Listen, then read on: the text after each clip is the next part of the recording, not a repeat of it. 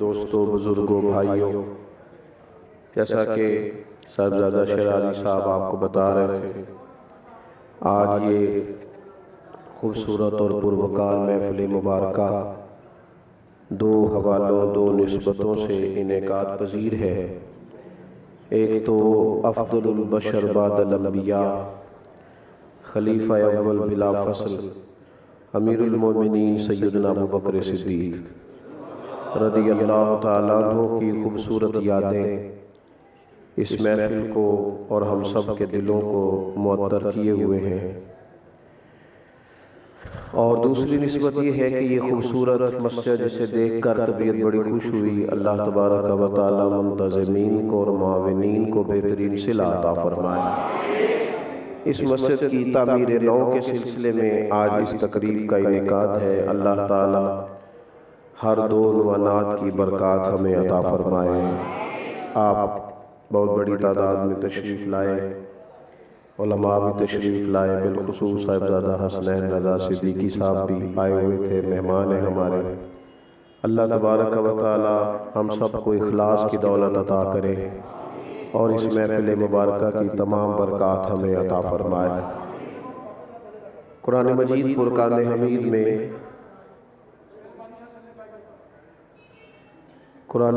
میں اللہ تبارک و تعالی نے فرمایا والسابقون السابقون، فرمایا سبقت لینے والے سبقت لے ہی گئے۔ اولئک المقربون، یہی لوگ اللہ کی بارگاہ کے مقرب ہیں۔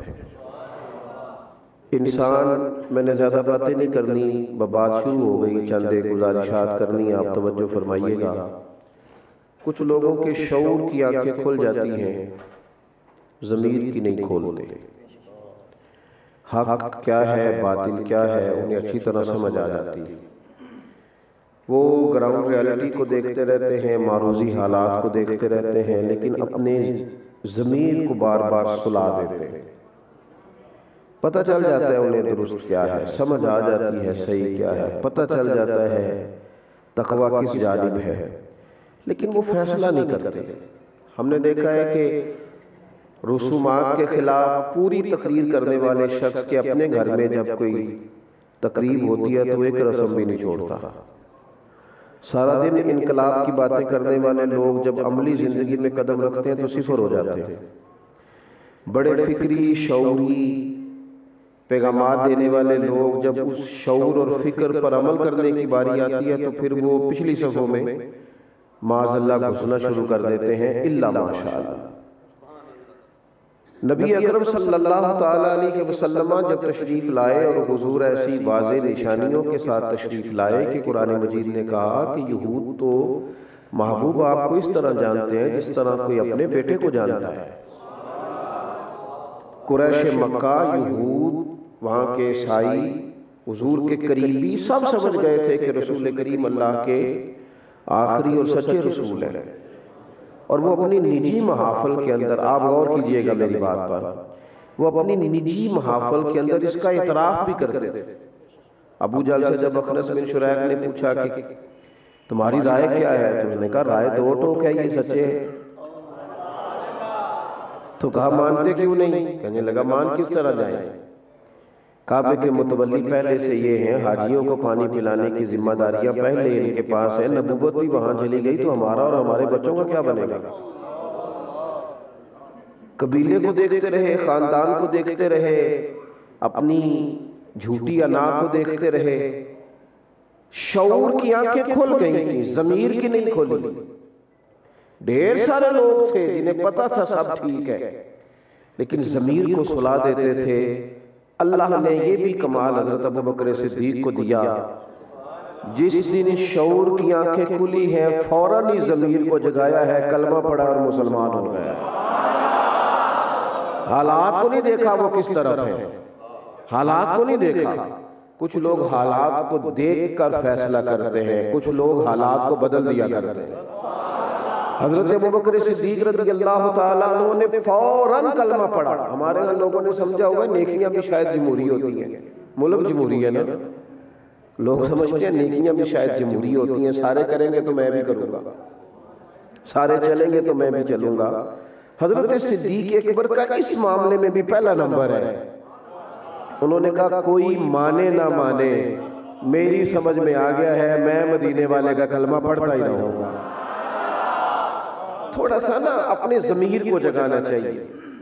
باتیں تو میرا بھائی مطلب ہمارے زمانے میں تو لا تعداد لوگ ہیں جنہیں باتیں آتی ہیں اور بے شمار آتی ہیں، اور جتنا اچھا ہر آدمی اپنے پیج سے دوسرے کو نصیحت کر رہا ہوتا ہے، یہ تو لگتا ہے کہ سب دانشور ہو گئے. سب لوگ ایسے ہیں جو بڑے زبردست قسم کے معنی خیز نظریات کے حامل ہو گئے، لیکن شعور بیدار ہے، ضمیر بیدار ہے، اس کو بیدار. دوسری بات، حضرت ابوبکر صدیق نے جب کلمہ پڑھا ہے پھر انہوں نے نبی پاک علیہ السلام کی غیر مشروط اطاعت کی ہے. دنیا میں جو غیر مشروط فرما برداری ہے وہ ہے بھی صرف نبی پاک کی. استاد صاحب ہوں یا پیر صاحب ہوں یا کوئی صاحب بھی ہوں، ان کی فرما برداری مشروط ہے. اگر شریعت کے دائرے کے اندر حکم کریں گے تو مانا جائے گا. اگر شریعت اسلامیہ سے ٹکراتا ہوا کوئی حکم دیں گے نا، وہ پیروں نے پوری طرح قبضہ کر لیا نا لوگوں کے ذہنوں پر، تو تباہی ہو گئی. وہ تفضیلیت کی بات کر رہا ہے یا رافضیت کی بات کر رہا ہے یا خارجیت کی بات کر رہا ہے یا معاذ اللہ تعالیٰ کو شریعت سے ٹکراتی بات کر رہا ہے، تو کہتے ہیں ہمارے پیر صاحب نے کہا. بھئی آپ بولے نا جی، او اشارے سے کہہ دو میرے بھائی، اشارے سے کہہ دو، آپ کی مہربانی. اللہ تعالیٰ آپ کو جزائے خیر عطا فرمائے. آپ لوگوں کو کچھ دقت ہو رہی ہے جو لوگ کھڑے ہیں، چلیں ثواب بھی زیادہ ہوگا انشاءاللہ تعالیٰ. بھائی اطمینان سے کھڑے رہے. اللہ تعالیٰ اوپر بھی جتنے لوگ ہیں ان کو بھی اللہ بہتر صلہ عطا فرمائے. آپ غور فرمائیں گے میری بات پر، غیر مشروط فرما برداری کریں اللہ رسول کی. غیر شرطیں نہ لگائیں، شرطیں نہ لگائیں. یعنی نماز میں نے پڑھی ہے، میرا کام نہیں چلتا، کام نہ بھی چلے تو پھر بھی نماز پڑھنی ہے. میں فلانا وظیفہ پڑھتا ہوں تو پھر بھی میرا فلانا کام نہیں ہوتا. وظیفے کام کے لیے نہیں پڑھے جاتے، رب اور رسول کو راضی کرنے کے لیے پڑھے جاتے ہیں. کام تو ضمناً ہی چل جاتا ہے، تو ضمناً ہی چل جاتا ہے. غیر مشروط اس میں حکمت سمجھنا بھی ضروری نہیں. آپ کی سمجھ میں حکمت نہ بھی آئے نا تو اللہ رسول کا حکم ماننا ہے. یعنی وہ آج تک ہمارے حکمران کہتے ہیں سود پہ سیمینار کر لو، دلائل دے لو، ڈیبیٹ کر لو کہ مطلب سود کی کون کون سی شک ہے، کس طرح کر کے ہے، اور اگر کوئی گنجائش بن جائے تو ایک سابقہ صدر نے بھی مولوی مل کے بیٹھے تو کوئی گنجائش نکالے معاذ اللہ. او بھئی یہ غیر مشروط ہے. اللہ رسول کی فرما برداری کہہ دیا حرام ہے لہذا حرام ہے، جس کو کہہ دیا غلط ہے وہ ہمیشہ کے لیے غلط ہے. غیر مشروط وقتی طور پر اگر آپ کی سمجھ میں وہ بات نہیں آ رہی یا کوئی دنیاوی نقصان بھی دکھائی دے رہا ہے تو غیر مشروط. دیکھیں یہ بخاری میں موجود ہے، آپ نے توجہ کرنی ہے میری بات پر. ہمارے ہاں نا لوگ غلام ہیں، کہتے ہیں ہم رسول اللہ کے غلام، اور ہیں بھی اللہ کے فضل سے. لیکن ان سے کہا جائے نا کہ آپ مسجد کی طرف آئے تو کہتے ہیں پیر صاحب دعا کرو میرے لیے. ہاتھ دھو بھی کہتے آپ مطلب نماز پڑھنے کے لیے دعا کرائیں گے، کوٹھی بنانے کے لیے تو کوئی نہیں کرائی، بینک سے تنخواہ لینے جانے وقت تو کسی نے دعا نہیں کرائی. یہ کیا مطلب؟ جو غلام ہوتا ہے وہ تو غلامی کرتا ہے، وہ تو فوراً سے پہلے غلامی کرتا ہے. میرے ایک دوست ہے، پیار بڑا ہے، زیادہ محبت ہوتی ہے جس جگہ وہاں شکوے بھی زیادہ ہو جاتے ہیں. میں نے کہا ملنے نہیں آتے، کہنے لگے اب مصروف ذرا زیادہ ہوں، وہ ٹائم ملتا ہے. میں کہ آج تو بعد نہ آئی. یہ مطلب ہے جدو تنکل کا وقت نہ ہو دو ساڑھے کو لونا ہے. یہ کیا بات ہوئی بھئی میں مصروف ہوں جدو بالکل ویلا ہوں گا سی ویلے ہیں. میری بات کی سمجھ آ رہی ہے؟ آپ تو اس مصروفیت میں سے نکل کے آئیں گے تو پتہ چلے گا کہیں محبت ہے. یہ کیسی محبت ہے کہ کوئی کام نہیں تو چلو آپ سے مل لیتے ہیں. یہ میں آپ کو سمجھانے کے لیے بات عرض کر رہا ہوں. یہ کیا بات ہوئی کہ جناب اب میں مکمل ریٹائر ہو گیا ہوں، کاروبار میرا ختم ہو گیا ہے، میری نوکری جو ہے وہ مکمل ہو گئی ہے، بچوں کا اب میں مستقل مسجد میں ہوں. یہ کیا بات ہوئی؟ آپ پورے مصروف ہوں اور اذان ہو جائے تو ہر چیز آپ لپیٹ دیں کہ اب میرے رب رسول کا بلاوا آ گیا ہے، غیر مشروط، اس میں کوئی شرط نہیں کسی قسم کی۔ بخاری میں ایک بات موجود ہے، آپ نے اس پر توجہ کرنی ہے۔ نبی پاک صلی اللہ تعالی علیہ وسلم نے نا صحابہ سے فرمایا چلو احرام باندھو، عمرہ کریں گے۔ اب 1400-1500 کے قریب صحابہ حضور کے ساتھ حدیبیہ میں پہنچ گئے عمرے کے لیے۔ وہاں قریش مکہ نے روک لیا، انہوں نے کہا کہ آپ تو جنگ کے لیے آئے، تو محبوب کریم علیہ السلام نے فرمایا نہیں، ہم عمرے کے لیے آئے۔ خیر وہ بات آگے بڑھی، صلح ہوئی، کچھ شرائط طے ہوئی۔ ایک شرط یہ تھی کہ آپ اس سال واپس جائیں، اگلے سال آ جائیں۔ ایک شرط یہ تھی کہ اگر کوئی مسلمان مکے سے مدینے گیا تو مدینے والے رکھ نہیں سکتے، مکے کا بندہ واپس کرنا ہے، اور اگر کوئی مدینے سے مکے آ گیا تو مکے والے واپس کوئی نہیں کریں گے۔ میں اس کی تفصیلات اور جزیات میں نہیں جا رہا، صرف سمجھا رہا ہوں۔ اب یہ وقتی طور پہ لگتا تھا کہ شرطیں بڑی سخت ہیں۔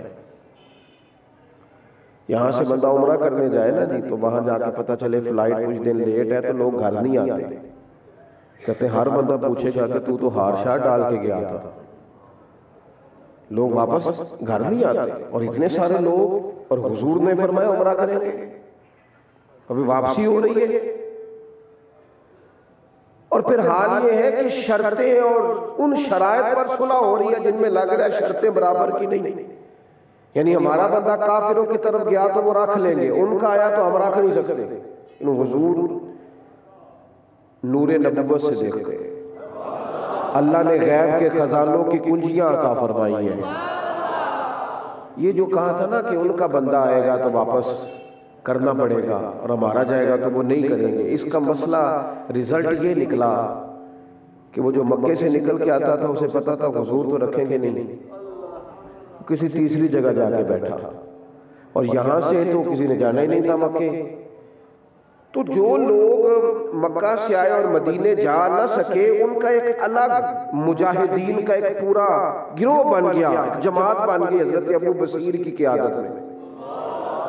انہوں نے پھر بڑا ستایا کافروں کو، بڑے تنگ ہوئے مجاہدین سے۔ پھر وہ جو اس وقت ڈنگے مارتے تھے نا کہ ہم نے تگڑی شرط منظور کرا دی، پھر وہی سب سے پہلے آئے کہ باقی بے شک رہنے دے، یہ والی تو ختم کرے ذرا۔ یہ حضور دیکھ رہے تھے نور نبوت سے، لیکن وقتی طور پر ہمارا زمانہ اس طرح کا ہے کہ لوگ سمجھانے سے نہیں سمجھتے، تجربے سے سمجھتے۔ نئی نسل تو تجربے کے بعد کہتی ہے تسی ٹھیک آندے سو، تو بھئی اب کیا فائدہ؟ تو آپ نے تجربہ کر لیا ہے، وقت بھی ضائع کر لیا، پیسہ بھی کئی جگہ پہ ضائع ہو گیا، اس وقت مان لیتے تو۔ حضرت لقمان حکیم نے اپنے بیٹے سے کہا تھا، بیٹا بزرگ جو بتاتے ہیں نا، بڑے سمجھدار لوگ، انہوں نے اس تجربے کی قیمت ادا کر لی ہے، قیمت ادا کر کے جو انہیں تجربہ حاصل ہوا وہ تمہیں بتاتے ہیں۔ تم اس طرح کرنا، مفت میں ان سے مشورہ لے لینا، اگر تم بھی قیمت ادا کر کے پھر تجربہ حاصل کرو گے، پھر وہ کام کرو گے تو وقت بھی ضائع ہوگا اور سرمایہ بھی ضائع ہوگا۔ عام دام پر سر مطلب اب وہ شرطیں طے ہو رہی ہیں، بخاری میں موجود ہے۔ حضرت عمر جذبہ جہاد سے سرشار سیدھے حضور کی بارگاہ، عرض کی حضور آپ بھی سچے، قرآن بھی سچا، اسلام بھی سچا، ہم دب کے صلح کیوں کریں؟ تو حضور نے فرمایا عمر میں اللہ کا رسول ہوں، میں مرضی سے نہیں بولتا، میں وہی کہتا ہوں جو میرا رب حکم ارشاد فرماتا ہے۔ حضرت عمر نے فوراً عرض کی حضور آپ نے فرمایا نہیں تھا کہ عمرہ کریں گے؟ تو کریم فرمانے لگے کہا تھا، یہ تو نہیں نہ کہا تھا کہ اسی سال ہی کریں گے، کریں گے تو کریں گے۔ حضرت عمر کہتے ہیں میں واپس آ گیا، ذرا میں پیچھے آیا تو ایک جگہ حضرت ابوبکر صدیق بیٹھے تھے، میں جب حضور سے بات کر رہا تھا تو میں اور کریم تھے، اکیلے تھے ہم دونوں، ابوبکر نہیں تھے۔ لیکن قربان جاؤں، اس شخص نے یوں ڈھالا ہے اپنے آپ کو حضور کی رضا میں، اتنے شناساں ہیں کریم کے مزاج کے۔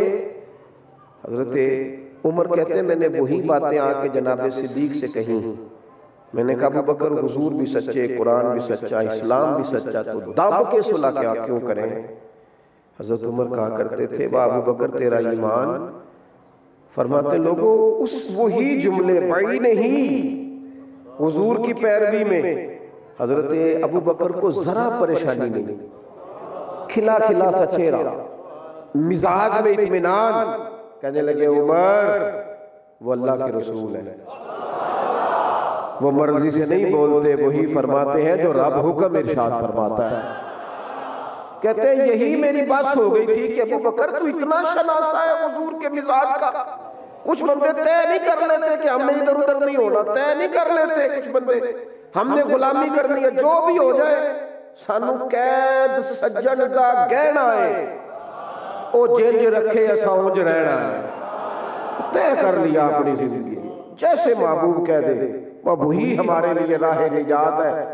حضرت عمر کہتے ہیں میں تو پہلے جواب پہ حیران تھا کہ ابو بکر اتنا مزاج شناس۔ میں نے دوسری بات کی، میں نے کہا ابو بکر حضور نے فرمایا نہیں تھا کہ عمرہ کریں گے؟ کہتے ہیں فوراً حضرت صدیق بولے، کہنے لگے کہا تھا محبوب نے، یہ تو نہیں کہا تھا نا کہ اسی سال ہی کریں گے۔ کہتے ہیں اب تو حد ہو گئی ابو بکر قربان جاؤں آپ کے ایمان پر، کہاں اللہ تبارک و تعالیٰ نے آپ کو یہ دولت عطا کی اور کس طرح نوازا مالک نے آپ، غیر مشروع۔ تیسری بات، میں نے ایک بڑے بزنس مین کو پڑھا، دنیا کے ہر ملک میں انہوں نے کام کیا لیکن کوئی مضبوط بیک گراؤنڈ نہیں ان کا، غریب گھرانے سے۔ کسی نے ان سے انٹرویو لیا تو پوچھا کہ جناب اتنے کامیاب آپ کس طرح ہوئے، انویسٹمنٹ کتنی تھی، تجربہ کتنا تھا، اور مشیر کون کون تھے اور باقی معاملات کیا تھے؟ یہ جوان ذرا میری بات پر غور کریں، آپ اتنے بہترین قسم کے بزنس مین ثابت ہوئے، آخر پیچھے بیک کیا ہے؟ انہوں نے کہا کچھ بھی نہیں، نہ کوئی تجربہ نہ کوئی مال، میں نے صرف ایک کام کیا ہے، لوگوں کا اعتماد نہیں خراب ہونے دیا۔ جس بندے پر لوگ اعتماد کرنے لگ جائیں نا تو سب سے مضبوط بندہ ہوتا ہے، سب سے مضبوط۔ آپ کو پتہ ہے حضور علیہ السلام نے فرمایا تہمت والی جگہ سے بچو، جہاں تم پر تہمت لگ سکتی ہے اس جگہ سے، یعنی لوگ تم پر اعتماد کریں۔ بد اعتمادی، میں ایک شادی کی دعوت میں مجھے جانا تھا تو میرے ایک سنگی گاڑی لے آئے، گاڑی تھی کچھ 1 کروڑ والی، تو میں وہ شادی کی دعوت میں چلا گیا تو وہاں نا پہلے صرف لوگ میری تصویریں کھینچتے تھے، پھر ساتھ گاڑی کی بھی کھینچنے لگ گئے، تو میں انہوں نے کہا میری نہیں یہ پائیے دیجئے، یہ کس کس کو بتاتے پھریں گے بات۔ 1 منٹ سے پہلے نا اعلیٰ حضرت بریلوی رحمت اللہ علیہ کی مسجد میں اس زمانے میں نا تیل کے ساتھ لالٹین جلائی جاتی تھی، جو پرانے لوگ ہیں وہ جانتے ہیں، تو مٹی کا تیل ہوتا تھا تو بدبودار ہے، مسجد میں جلانا جائز نہیں، تو آپ کے ایک مرید ارنڈی کا تیل لے آیا، وہ اسپیشل نکالا جاتا تھا خوشبودار، مسجد میں انہوں نے جلا دیا۔ اعلیٰ حضرت فرمانے لگے تم تو لے آئے ہو نا کہ یہ خوشبو والا تیل ہے اور یہ جائز ہے، تو یہ ساری دنیا کو بتاؤ کہ یہ مٹی کا نہیں، جو نماز پڑھ کے جائے گا وہ تو گھر جا کے کہے گا کہ مولانا کی مسجد میں جل رہا تھا مٹی کا تیل، چونکہ اور کوئی ذریعہ ہی نہیں ہے۔ کہا حضور پھر کیا کروں؟ فرمایا فرضوں کا سلام پھیرتے ہی جا کے لالٹین کے پاس کھڑے ہو جانا، اور جو بندہ قریب سے گزرے اسے بتانا یہ مٹی کا تیل نہیں، یہ مٹی کا تیل نہیں۔ لوگوں کو نا سید ابو البرکات شاہ صاحب رحمۃ اللہ علیہ فرمایا کرتے تھے مولوی جتنا مرضی کہے میں گناہگار ہوں، عاجز بندہ ہوں، لیکن لوگ اس کا اٹھنا بیٹھنا دین سمجھتے ہیں، لوگ دلیل پکڑتے ہیں فلانا بھی تو کر رہا تھا۔ محتاط اپنے آپ کو رکھیں، تقوی والی زندگی میں رکھیں، بچیں تہمت والی جگہ سے، جہاں کوئی بات ہو سکتی ہے اس سے پرہیز کیا جائے۔ یہ ایک الگ عنوان ہے، اس پر بڑے دلائل ہیں، اگر مستقل اس پر بات ہو تو بات کی جا سکتی ہے۔ عرض یہ کرنا چاہتا ہوں کہ اعتبار کریں لوگ، اعتبار۔ ہمارے استاد صاحب رمضان شریف کا آخری جمعہ تھا تو عید کا اعلان کر رہے تھے، تو فرمانے لگے بھئی 9 بجے تک آ جانا، کوشش کریں گے مقررہ وقت پر جماعت کھڑی کر دیں۔ مناسب وقت پر. تو میں نے کہا جناب ساری دنیا یہی اعلان کرتی ہے کہ 9 بجے جماعت ہوگی. کہنے لگے میں نہیں کرتا, 9:02 بھی تو ہو سکتے ہیں. اعتماد کرے لوگ کہ یار یہ جو بندہ کہتا ہے وہ بات ہمارے ہاں اتنے دعوے ہو اتنی باتیں اتنی کہانیاں, لیکن وہ زیادہ تر دعووں میں بات چلی جاتی ہے. خوشبو کو بتانا نہیں پڑتا میں خوشبو ہوں, خوشبو بتایا نہیں کرتی, خوشبو تو آیا کرتی ہے. خوشبو کو آنا چاہیے, اسے بتانا. اعتماد حضرت ابوبکر صدیق کا کمال پتہ کیا ہے؟ ان پر امت نے بھی اعتماد کیا ہے, صحابہ نے بھی اعتماد کیا ہے, اہل بیت نے بھی اعتماد کیا ہے, اور سب سے بڑی بات یہ ہے ان پر مدینے والے رسول نے بڑا اعتماد کیا ہے. یہ بڑا کمال ہے. یعنی حضور ان پر اعتماد کرے. اعتماد یہ میں نے بہت بڑی بات کر دی اگر آپ کی سمجھ میں آئے. حضور جن پر اعتماد کرے, بڑی باتیں ہیں ان کی فضیلت میں, لیکن ایک روایت پڑھتا ہوں تو کبھی کبھی جی کرتا ہے قربان جائے ابوبکر صدیق پر.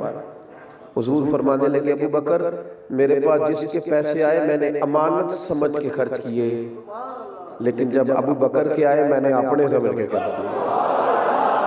یہ اعتماد ہے, یہ اعتماد ہے. اور صحیح بخاری میں موجود ہے, رسول پاک علیہ السلام نے ایک دن فرمایا ایک آدمی نے بیل پر سواری کی تھی یا سامان رکھا تھا تو بیل بول پڑا. اس نے کہا میں سواری کے لیے نہیں ہوں, میں تو ہل جوتنے کے لیے ہوں. سواری کے لیے تو گھوڑا گدھا اونٹ ہوتا ہے, بیل بول پڑا. لوگوں کو تعجب ہوا بیل کیسے بولتا ہے. اس محفل میں نہ جناب صدیق اکبر تھے نہ سیدنا فاروق اعظم تھے. حضور فرمانے لگے رب چاہے تو بیل بول سکتا ہے, اس پر میں بھی ایمان لاتا ہوں, میرا ابو بکر بھی لاتا ہے, عمر بھی لاتے ہیں, اور وہ موجود ہی نہیں ہے. حضور کا اعتماد ہے کہ جو میں کہہ دوں گا وہ فوراً. اس طرح کے 2 بندے بھی زندگی میں مل جائیں تو مزہ آ جاتا ہے. اگر کچھ لوگ طے کر لینا زندگی میں کہ ہم نے نہ جی مان جانی ہے. میں کہہ چکا ہوں غیر مشروط اطاعت صرف اللہ رسول کی ہے, باقی مشروط ہے کہ شریعت کے اندر حکم دیا جائے. حضرت ابوبکر صدیق نے اعتماد بنایا. 3 چیزیں اپنی زندگی میں پیدا کریں. ایک تو شعور بیدار ہو جائے, پھر ضمیر کو سلایا نہ کرے. ہر بندے کو پتہ ہے نا نماز فرض ہے, اس کے لیے کوئی پی ایچ ڈی کرنے کی ضرورت ہے, پتہ ہے نا, تو پھر اب اس پر تقریر کرنے کی ضرورت ہے کہ نماز پڑھنے کی ضرورت ہے. حلال حرام, حضرت رومی فرمایا کرتے تھے یہ حلال حرام کی تمیز اللہ نے بندے کی فطرت میں رکھ دی ہے. بندے کو خود پتہ ہوتا ہے یہ میرے لیے جائز ہے کہ اس کی طبیعت میں اللہ نے رکھ دی ہے. شرط یہ ہے کہ عمل کرے. عمل نہیں کرتے لوگ. تو ایک تو جب شعور بیدار ہو جائے پھر ضمیر کو سلائے نہیں, اسے بیدار کرے, قبول کرے وہ ساری چیزوں کو. دوسری بات اللہ رسول کے معاملے میں نا اب کو ضرورت نہیں ہے کہ بڑی لمبی بحث ہوگی فلاں چیز. ہمارے ہاں لوگوں نے سمجھا دین شاید صرف بحثوں کے لیے آیا. معاذ اللہ, غیر مشروط اطاعت کرے. جس کو شریعت نے حلال کیا وہ حلال ہے, جسے حرام کیا وہ حرام ہے. کسی چیز کی وقتی طور پر حکمت نہ بھی سمجھ میں آئے تو پھر بھی غلامی کرے. تیسری بات یہ ہے کہ اعتماد اپنا بحال کرے. دنیا میں تھوڑی باتیں کرے, تھوڑے دعوے کرے, تھوڑی سے تھوڑی زندگی کے اندر آپ اعلانیہ بات کریں کہ میں یہ کر دوں گا. تھوڑی, زیادہ نہیں, کم سے کم باتیں اپنی زندگی میں کریں, اور دعوے تو بالکل نہ کریں. اللہ کے عاجز بندوں کو دعویٰ سجدہ ہی نہیں, دعویٰ سجدہ ہی نہیں. ہاں کبھی علماء کوئی بات کریں گے کسی مخالف کو جواب دینے کے لیے, کسی باطل کو, وہ ایک معاملہ الگ ہے. لیکن ہم جو عوامی لوگ ہیں آپس میں جو بڑے دعوے, ہمارے رشتے کیوں کمزور ہو جاتے ہیں؟ بچی والے جو بتاتے ہیں وہ ہوتا نہیں, بچے والے جو کہتے ہیں وہ ہوتا. تو رشتے میں جب اعتماد ختم ہوتا ہے تو ہر چیز ہی ختم ہو جاتی ہے. اعتماد. ایک بات اور عرض کرنی ہے, مسجد جو ہے نا مسجد, اس کے بارے میں قرآن مجید نے یہ فرمایا ہے کہ مساجد انما یعمر مساجد اللہ من آمن باللہ والیوم الآخر. دو جملوں میں قرآن نے مکمل اس مضمون کو سمیٹ لیا. فرمایا اللہ کی مسجدوں کو وہی لوگ آباد کرتے ہیں جو اللہ اور آخرت پر ایمان رکھتے ہیں. مسجد میں چندہ بھی ضرور دیا کریں, خدمت بھی ضرور کیا کریں, لیکن مسجد سے نہ پیار کریں, مسجد سے محبت ہونی چاہیے. پھر دہراتا ہوں بات, یہ بڑی سادی بات ہے پر بڑی ضروری بات ہے. مسجد سے پیار کریں, مسجد سے پیار ہو جائے نا, کبھی محبت ہو جائے. ہمارے اسلاف فرمایا کرتے تھے مسجد کمیٹی کی نہیں ہوتی, اللہ کی ہوتی ہے. اللہ کا گھر سمجھ کے کبھی, میرے جیسے لوگوں کو کہا علماء کی بات نہیں کر رہا, اللہ کا گھر سمجھ کے کبھی جھاڑو دینا پڑے تو دے دینا, کیونکہ اللہ کا گھر ہے. اٹھ نہ فریدا ستے آتے, جھاڑو دے نہ مسیت. تو ستا ہے رب جاگدا, تیری ڈاڈے نال فرید. اٹھ چل مسجد میں جھاڑو دے.